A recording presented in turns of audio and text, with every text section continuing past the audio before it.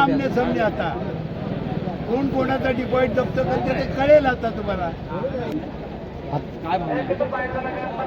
त्या कलमोलीमध्ये प्रभाग 8 नाही, सगळे तुम्हाला पॉझिटिव्ह आहे.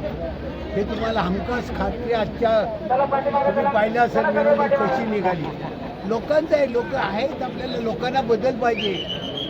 आता लोकांना बदल पाहिजे का? बस बदल हवाय आम्हाला. सांगून गेले की समोर त्यांची डिपॉझिट जप्त केल्याशिवाय आम्ही शांत बसणार नाही. आहे ना आमने सामने आता कोण कोणाचा डिपॉझिट जप्त करते ते कळेल आता तुम्हाला. 16 तारखेला कळेल.